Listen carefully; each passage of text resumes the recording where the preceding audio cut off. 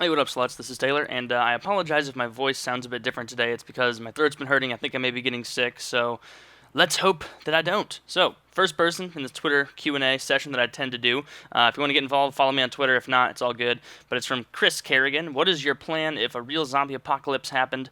By the way, love your vids, man, even from over here in Scotland. Thank you very much, Chris. Honestly, I don't want to go with the standard answer of, I would just go to Dick's Sporting Goods or Galleons or whatever the big sporting goods store is in your area and then buy a bunch of guns or whatnot. I would definitely go to Walmart, start stocking up on food like a ton of other people would. But while I'm there, see, like getting the food would be like just kind of an ancillary reason. I would be going there mainly so that I could run into like a group of people with there'd be a black dude and a black girl that they were dating, and then there'd be like a Chinese guy that didn't speak very good English, and there'd be like an attractive blonde, an attractive brunette girl, and then maybe like an awkward redhead, and then like some big hulking big like white guy, country bumpkin, and then I would join their group, and then we'd go off and we'd have like crazy adventures, and slowly but surely we'd all die off. But hopefully I would be the one in the end who, because I didn't have some weird idiosyncratic trait that made me special, I would end up screwing one of them over and having myself survive at their expense.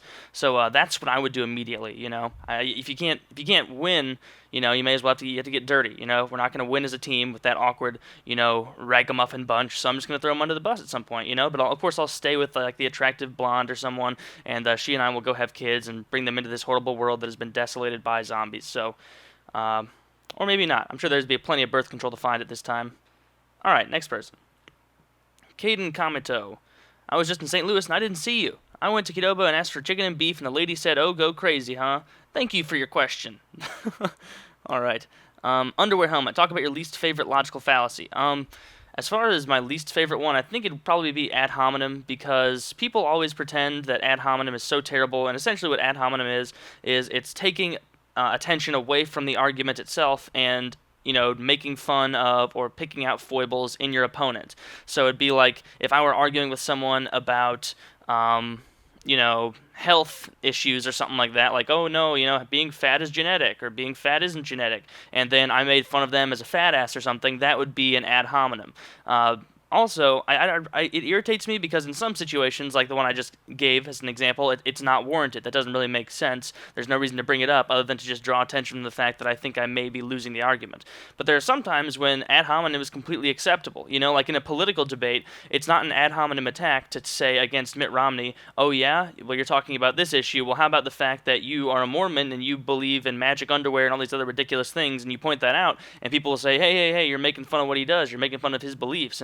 But you have to realize that in a position like politics, you are the culmination of your beliefs. So you have to take that into account when analyzing things, because surely what he believes is going to be critical in the implementation of all the policies he decides to put forward once he's in office. So that's the one I don't like, because it's kind of, people perceive it as too black and white. But there are certain circumstances where ad hominem is okay.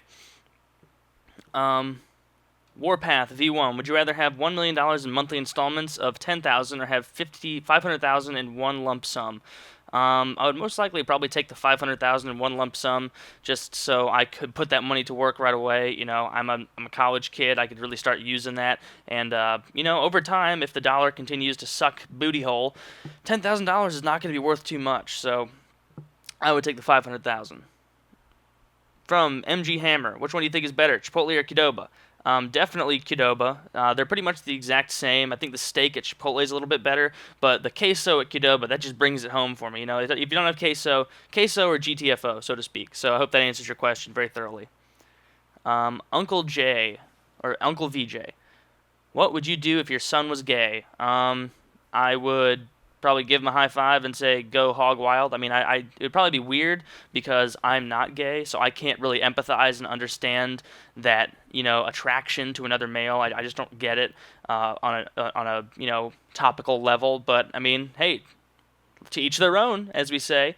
But I wouldn't really care. Let him do his thing. If it makes him happy, that's what I want for him. So he's not hurting anyone else. And the main thing is I want to make sure to sit down with him and talk to him about how it probably wouldn't be that great if he was parading around really as a really flamboyant gay person in the middle of southeastern Missouri or the South or something, just because I assume there will still be a lot of bigoted people that would just love to get their hands around his neck and just kill him just because he likes the penis, which is fine. But I would want to make sure that he actually understood the precautions of being responsible enough to not be doing stuff that would get him hurt, because I would love my son. I wouldn't care.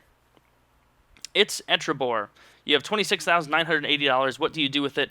You can't put it away or into gold. Well, I wouldn't have put it into gold, and I definitely wouldn't put it away. Let me think. I'm just gonna go crazy on this one. I'm gonna get two $8,000 hookers in Las Vegas, and then with the remaining $10,000+ I'm just gonna have like a 2-week binge where we just party our asses off and have a great time. Just have the time of my life there in Vegas. So that's exactly what I would do, and I would try to invite like 2 friends with me, maybe a third one who's about to get married. So in the last few days of the whole trip, once I've kind of like been done with the hookers, I could just go crazy. We could have an adventure, and then it'll be just like what the hell is that movie called? How am I not thinking of this right now? Wow, that's mind blowing that I can't even think of. Oh, The Hangover, of course. It'll be just like The Hangover. It'd be great. JD still shady. Damn, I'm late, aren't I? No, you are not, sir. I'm still answering your question. Should have taken advantage of it. Quentin Capone, what is your opinion on Canadians? I'm in favor. I'm a very strong proponent of Canadian rights. I think they're people just like us down here in the U.S., and that we should totally, stop testing on Canadian citizens because that's not okay. I'm equally against animal testing like that, so I don't think it's okay to test on Canadians either. So that's what I feel about Canadians. Shook dat deek. That's really funny. He just said anal.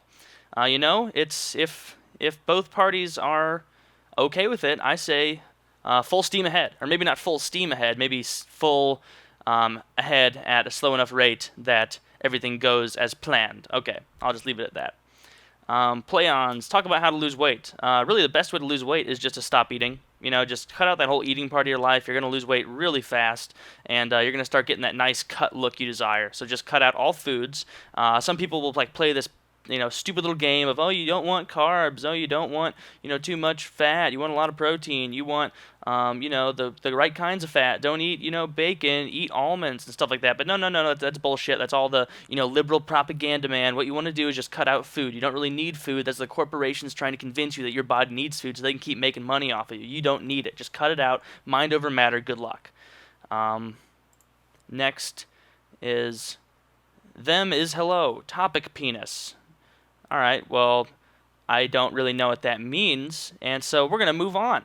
Jojo Rawar, would you rather legally marry a pair of pants or make sweet love to a block of cheese?